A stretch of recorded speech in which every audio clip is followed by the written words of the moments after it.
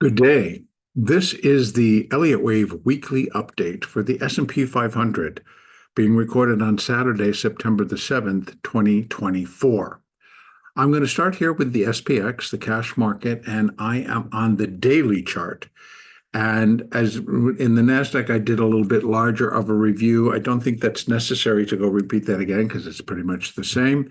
That the S&P has completed my primary fourth wave at the October 2022 lows, and also remains in the process of tracking or tracing out a primary fifth wave up. And within it, we're still within the intermediate third wave. And within that, we are finishing up the minor fourth wave of intermediate wave three. So we have one more down leg to do, finishing up minor four. We get a minor fifth wave rally, and that then should complete the intermediate third. So in that process, so here we have it all the way up to here. Here's the minor third. Now, a lot of things that are not here anymore because I'm going to re-put them on. I took down a lot of the other, which would have concluded that we were going to go up and make new highs before we turned and came down to new lows. Pardon me. So, minor wave three completed on about the 15th of July and a high of about 15,669. So from that level, I had given account where we came down in an ABC. I put a minor four underneath it because it certainly filled the basic requirements, which is that it comes to within the price territory of the previous fourth wave of one lesser degree. That'd be the largest one. And it got to a low right inside of it. So about the 50-cent marker, maybe a little bit more. And the time factor is what kind of made it possible not to be in the force, that it would still be within, that was only the minute a wave A, not the whole minor fourth wave.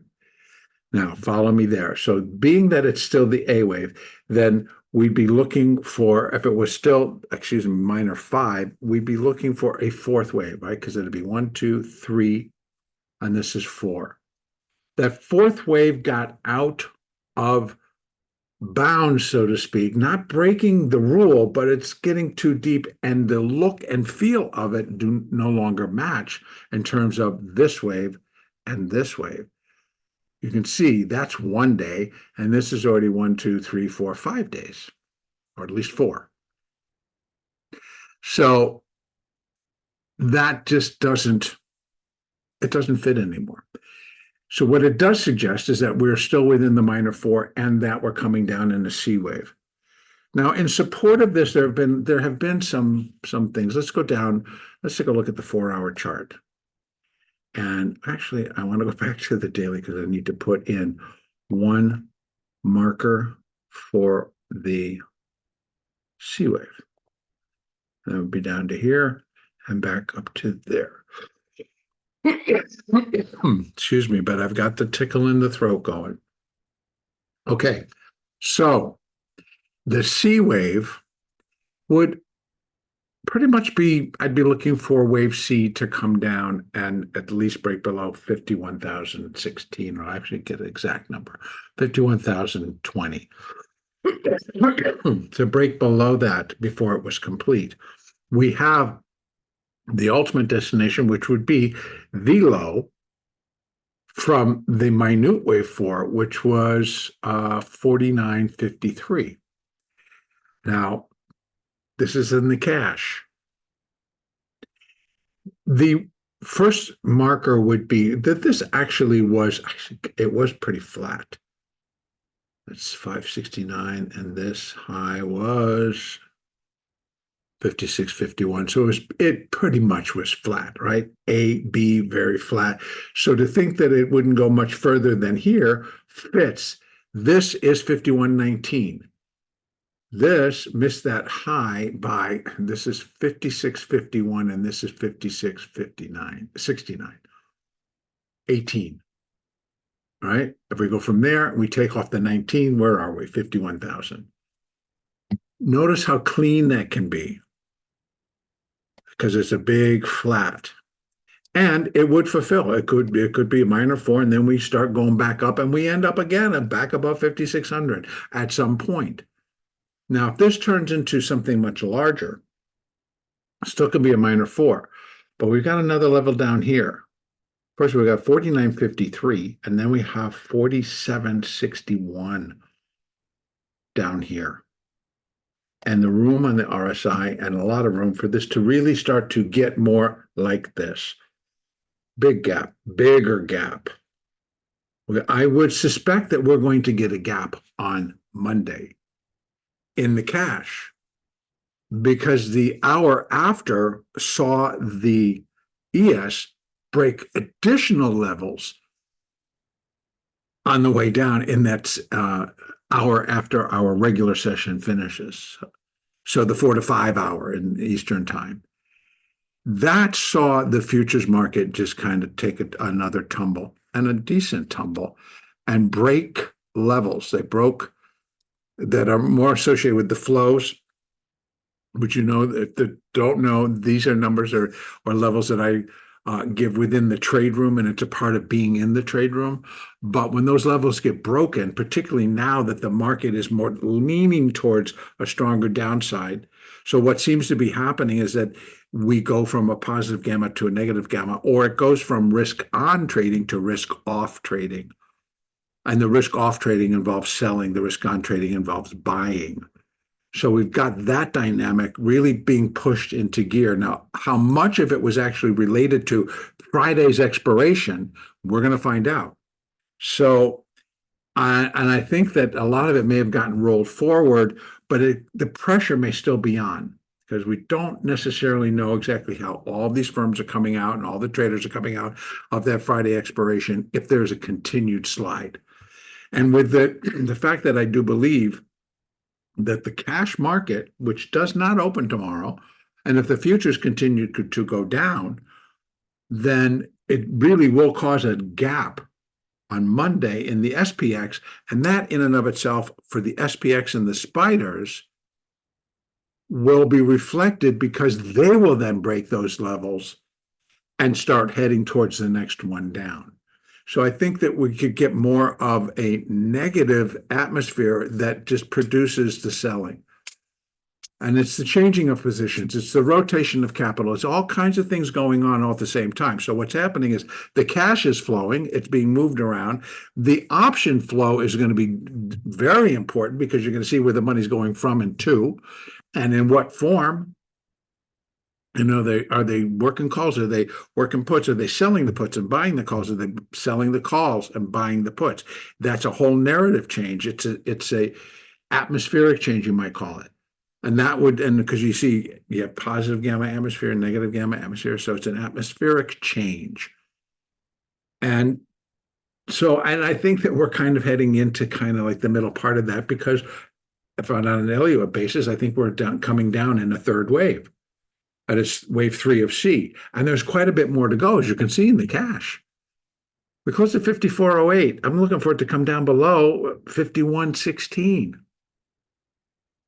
I'm definitely looking for it to come below there. And there's our first line. But I'm thinking we could go down to that, 49.53, or as low as 47.60. One more that I can put in, we can take.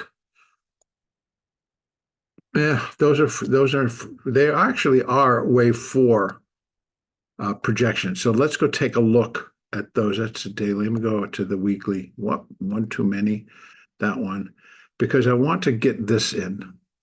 And what we're going to go is just do that fib retracement for the fourth wave. And see, we don't even have 382. 382, actually, look at that. Look how beautiful that comes in. 49.58 the cash, and the low that we're looking for is 49.53. How is that?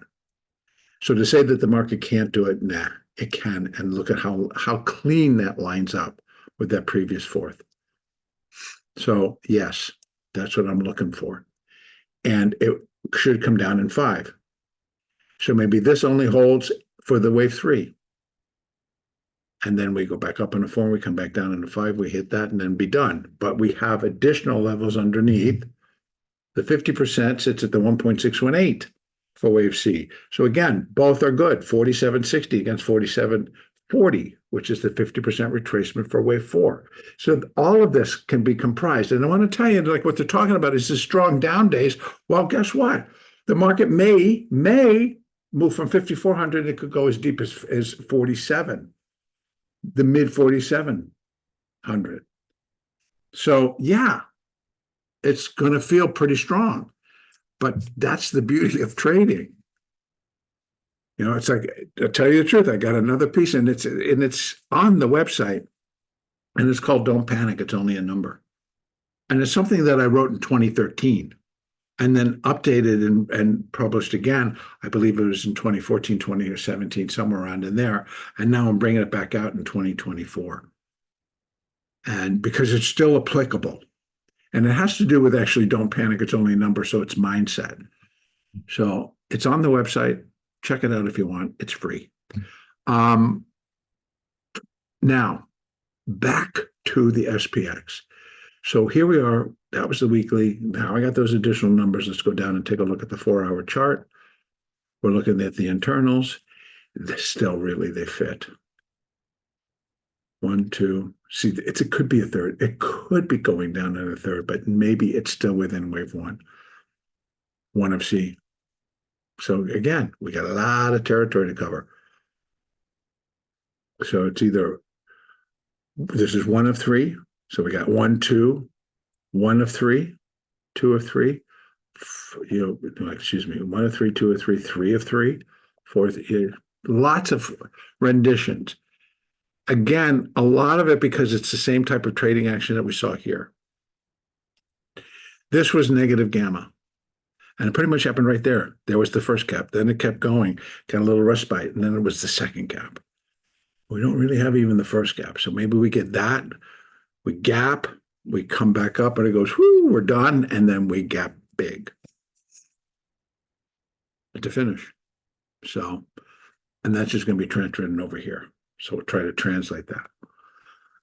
Going back out to the daily, just to take a look at the moving averages. We have the 50 got broken on Friday, and look what happened when that happened. That was pretty major.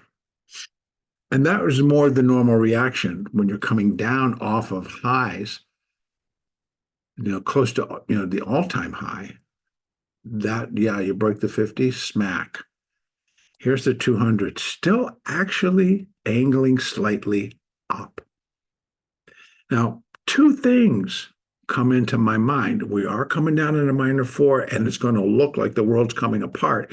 And suddenly it finds its support, maybe there, and it starts to go. Because this is likely, if the continued downside, will go flat.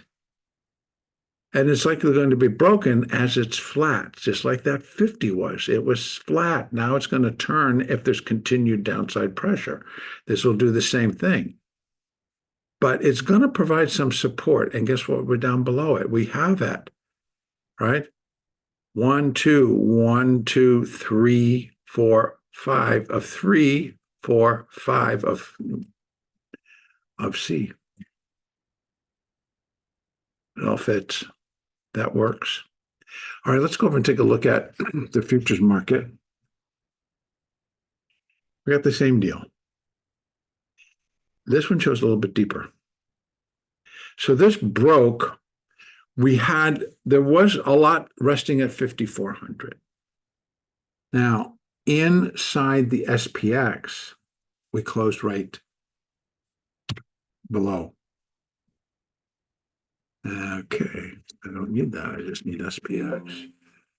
And we got, so pretty much, you see where the future and the market are sitting pretty much at the same level. Isn't it? That I think is interesting. So 5403 is where the future closed on an uptick. There's about $11 premium in the future. Still, I'm sure by Monday it'll start to go down even more, but let's say it remains about $11. So the cash market accordingly should be 591. It closed at 5408. So if anything, maybe we get that. Now, a lot of a gap is also going to depend on what happens to this tomorrow. If we should start to really drop precipitously, kind of gap lower, which is a possibility, if it's going to mirror previous, then you're going to get a bigger gap in the SPX. That's what I'm saying. So both levels all work. And here they are for the S&P on the way down. 52.98, 52.75 just below. That's the daily 200. And so that's what we're going to be paying attention to that, because I would expect we're going to find some support in there. We get another little bounce, but it's still, what part of this atmosphere change from positive to negative and the risk on, risk off is that the market will seem that it can't catch a bid that has serious follow through. So because that whole narrative, the whole scene, the whole positive negative has flipped to negative. Negative means you got to sell into weakness. So consider. So we have that pressure is to the downside. So what breaks it is when you get somebody or something that just kind of forces that they can get a close above all the mess, above all the noise. So I think day one, and actually wasn't, because we had that Tuesday and then this Friday. So we might get an inside day over Sunday, but I can't tell. I don't know. The last time it happened and we had a more severe gap and where these markets were down 200 was the whole thing about, I think it was, not sure the holiday even was a holiday, but it was in August. And it had to do with Japan and the yen trade.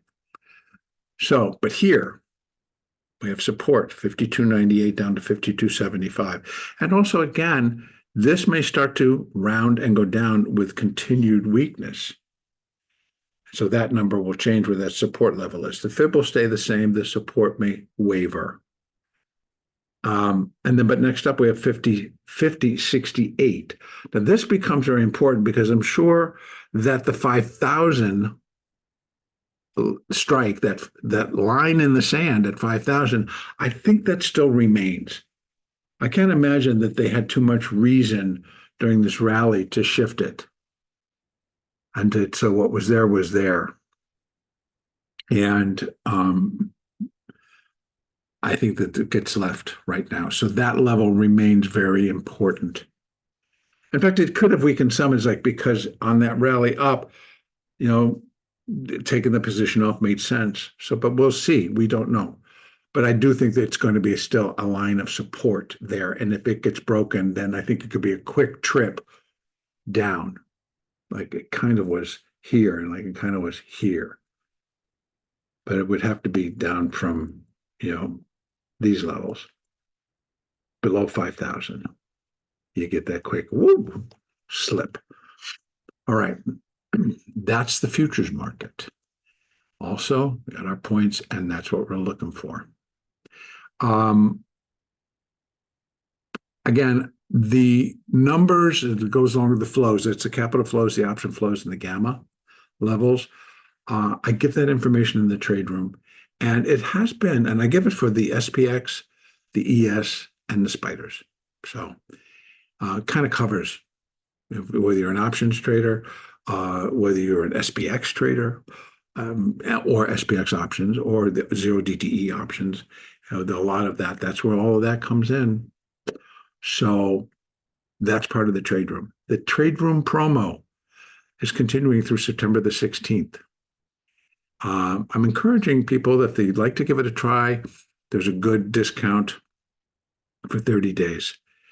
And that's where I'm going to complete it. So the next Elliott Wave Daily update will be on Monday, September the 9th. Have a great balance of the weekend.